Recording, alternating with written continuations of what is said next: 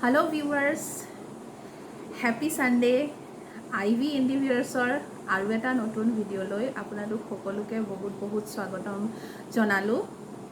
আশা কৰোঁ যিসকলে মোৰ আগৰ ভিডিঅ'বিলাক চাইছে, আশা কৰোঁ আপোনালোকে মোৰ লাষ্ট বিহু স্পেচিয়েল আছামিজ থালীৰ ভিডিঅ'টো চাই ভাল পালে।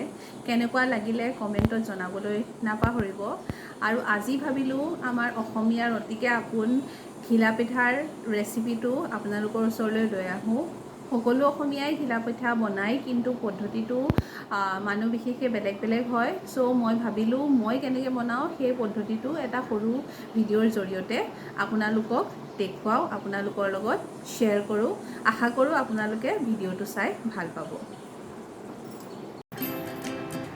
ঘিলা পিঠা বনাবৰ কাৰণে আমি এটা বাউলত প্ৰথমতে 2 কাপ পিঠাগুড়ি লৈ ল'ম। এয়া 1 কাপ পিঠাগুড়ি মই লৈছোঁ আৰু চালনীখনৰ ওপৰত দি দিছোঁ, আৰু 1 কাপ পিঠাগুড়ি মই দি দিম।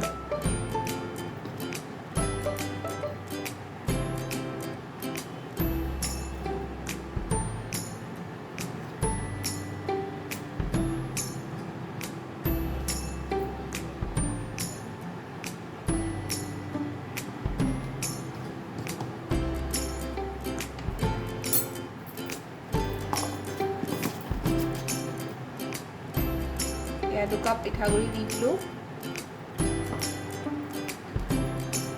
তাৰ লগত মই দিম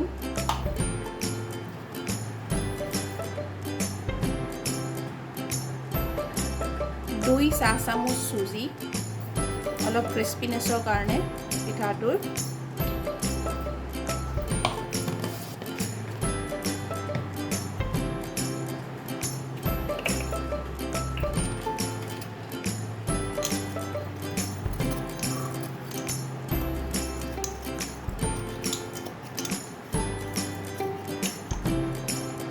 এক চিকুট বেকিং সোডা আধা চামুচ,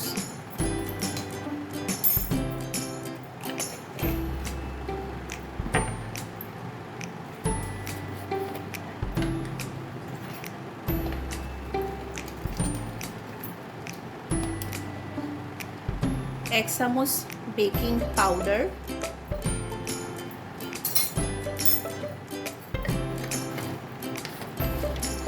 আৰু মই এতিয়া গোটেইকেইটা ড্ৰাই ইনগ্ৰিডিয়েণ্টছ একেলগে চালি ল'ম।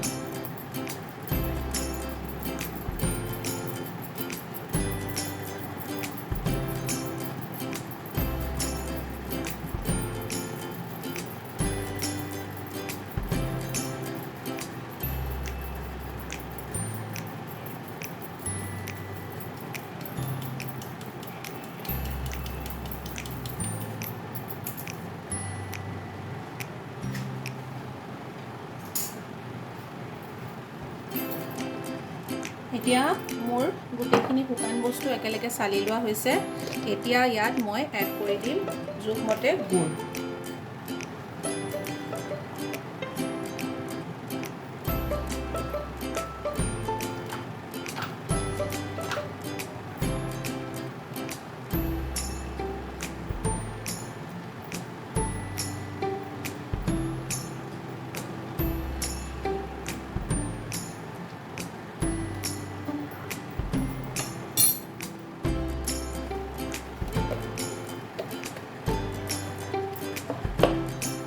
ঘিলা পিঠাটো অকণমান মিঠা হ'লে ভাল লাগে, সেইকাৰণে মই প্ৰায় 3/4 কাপ বুলিয়ে ক'ব পাৰে, 3/4 কাপ গুড় দিছোঁ ইয়াত। আৰু এতিয়া মই গোটেইখিনি বস্তু অলপ পানী দি হাতেৰে ভালকৈ মিহলাই বেটাৰটো বনাই ল'ম, অলপ অলপকৈ পানী দি।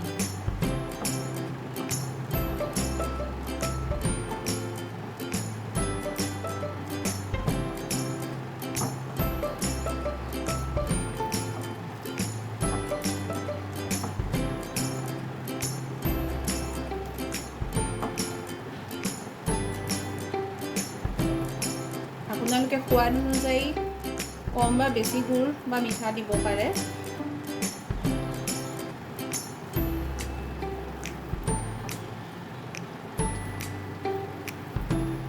হাতেৰে মিহলালে ঘিলা পিঠাকেইটা ফুলি উঠে, সেইকাৰণে মই হাতেৰেই বেটাৰটো বনাইছোঁ।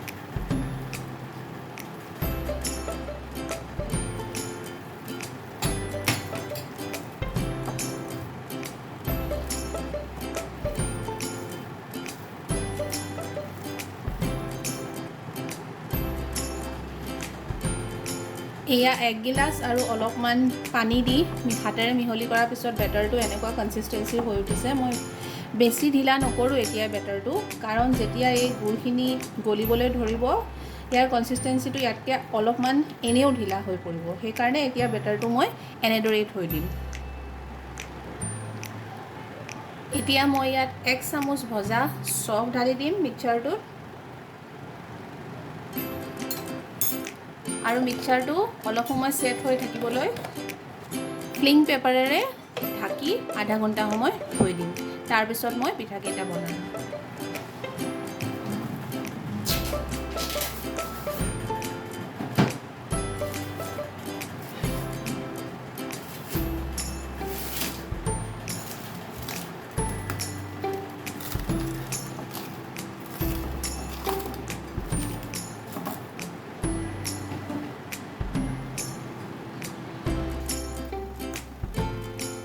আধা ঘণ্টাৰ পাছত আমি এতিয়া ফ্লিং পেপাৰখন গুচাই দিছোঁ।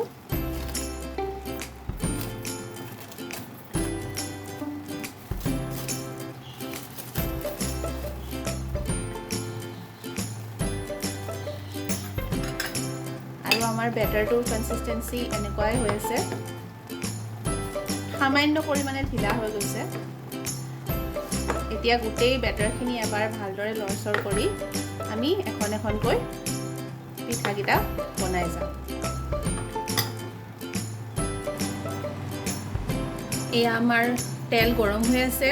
ইয়াত মই মেইনলি ৰিফাইণ্ড অইলে লৈছোঁ। ৰিফাইণ্ড তেল অকণমান ফ্লেভাৰৰ কাৰণে মিঠাতেল ইয়াত এড কৰি দিছোঁ। যদিও এই পিঠাটো সাধাৰণতে মিঠাতেলতে বনোৱা হয়, তথাপি মই ৰিফাইণ্ড তেলত বনাইছোঁ।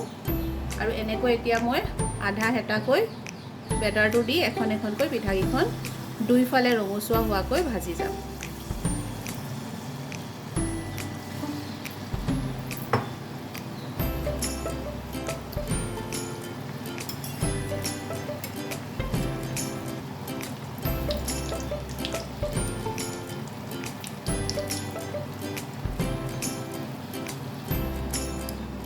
ইয়াৰ পিঠাটো এতিয়া মই লুটিয়াই দিছোঁ।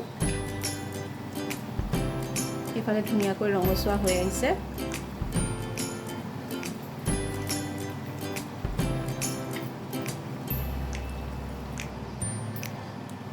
অলপ সোনকালে পিঠাখিনি হ'বৰ কাৰণে মই এতিয়া এটা বেটছত এবাৰত 3-4খনকৈ ভাজি যাম পিঠাবিলাক।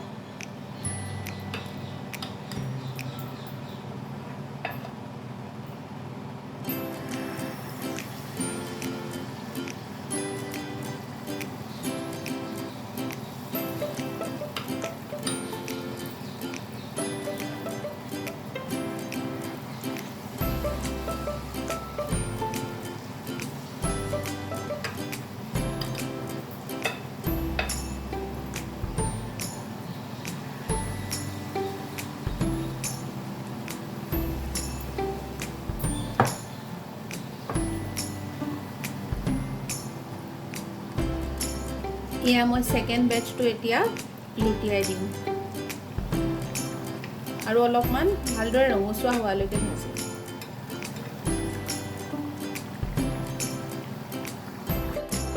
আৰু এয়া আমাৰ বিহু স্পেচিয়েল ঘিলা পিঠা ৰেডি হৈ গ'ল।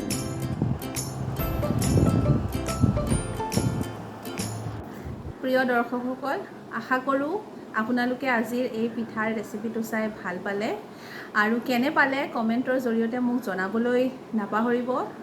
যিসকল দৰ্শক মোৰ চেনেলটোত নতুন, ছাবস্ক্ৰাইব বাটনটো টিপি মোৰ চেনেলৰ আইভি এণ্ডিভিয়াৰ্ছ ফেমিলিৰ এজন মেম্বাৰ হ'বলৈ নাপাহৰিব, যাতে এনেকুৱা ভিডিঅ'বিলাকৰ জৰিয়তে মই আপোনালোকৰ লগত যোগাযোগ ৰাখিব পাৰোঁ। ভিডিঅ'টো ভাল পাইছে বুলি আশা কৰিছোঁ, আৰু নিশ্চয় ভিডিঅ'টো আপোনালোকে আপোনালোকৰ ফেমিলি আৰু ফ্ৰেণ্ডছৰ লগত শ্বেয়াৰ কৰিব, আৰু আপোনালোকৰ ভেলুৱেবল ফিডবেক মতামত কমেণ্টৰ জৰিয়তে মোক জনাবলৈ নাপাহৰিব। তেনেহ'লে আজিলৈ আহোঁ, অতি সোনকালে আপোনালোকৰ ওচৰলৈ আৰু এটা ইণ্টাৰেষ্টিং ভিডিঅ' লৈ আহিম। ধন্যবাদ।